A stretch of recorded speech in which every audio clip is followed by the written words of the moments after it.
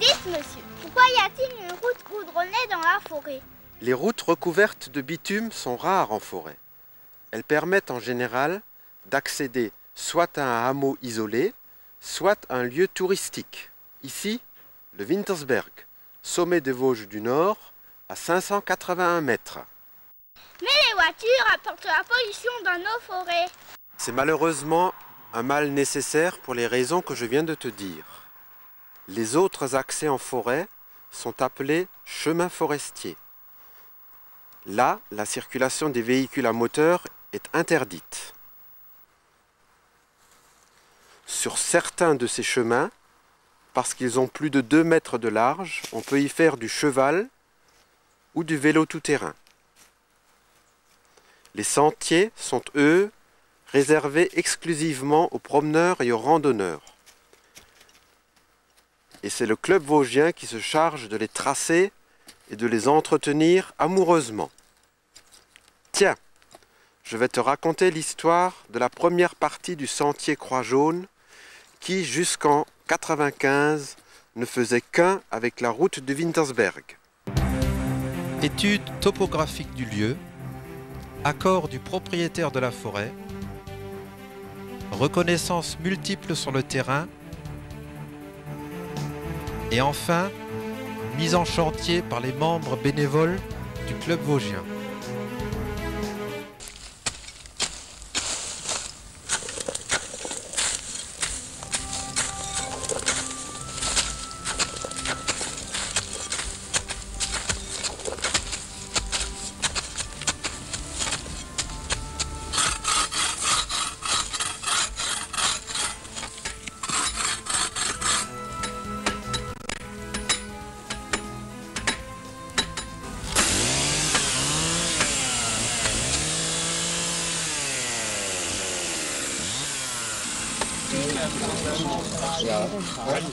Derrière, c'est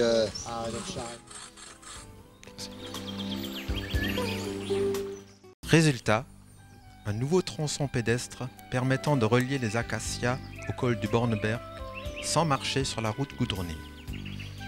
Orienté ouest, il jouit d'une luminosité particulièrement favorable l'après-midi et le soir. Ce nouveau sentier, en montée douce de 230 mètres sur 3 km, vous amène au col du Borneberg en une petite heure. Et si le rond rouge, en passant aux 3 chênes, le permet également, vous aurez là à fournir tout l'effort de la montée dans le premier tiers du parcours. Les 200 premiers mètres du sentier Croix-Jaune sont d'ailleurs communs au rond rouge que l'on laissera filer vers la droite.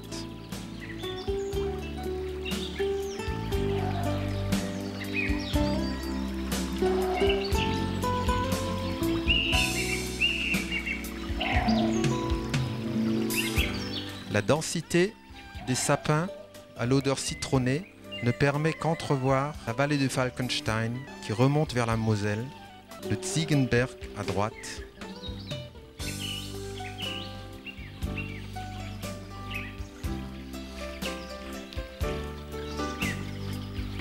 et bien sûr la Wasembourg à gauche. Après qu'une jeune pinède s'accroche en vain au sol gréseux, c'est enfin une forêt d'âge adulte qui plante le décor. De magnifiques chênes jalonnent le parcours.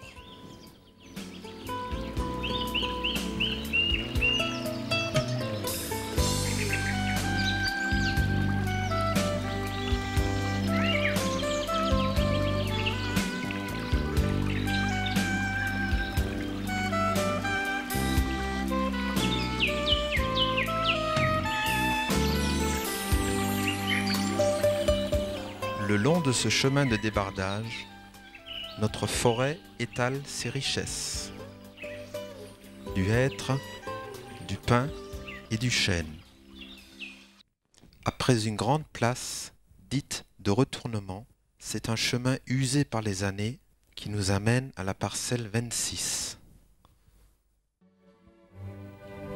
Le soleil a fait éclater la splendeur de ses couleurs dès la fin de l'été. Regardez et surtout écoutez.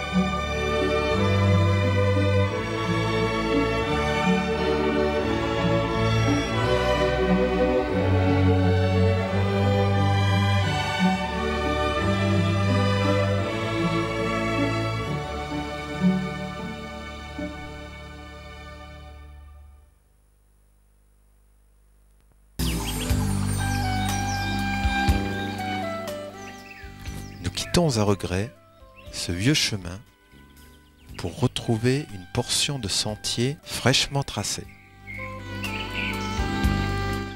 Soudain, la lumière nous envahit. Nous longeons une parcelle en régénération, entourée de son grillage protecteur.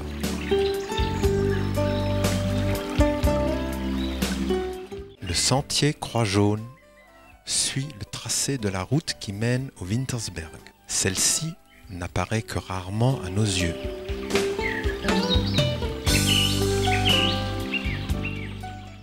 Et voilà le massif du Wintersberg à portée de la main. Illusion d'optique, il est bien sur le versant d'en face.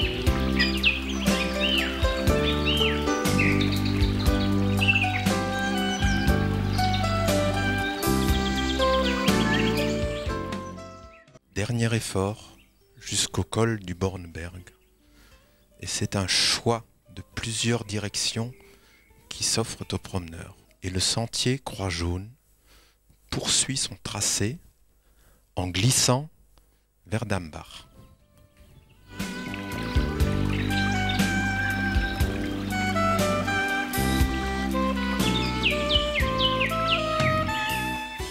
Moi, quand je serai grand, je construirai aussi des sentiers.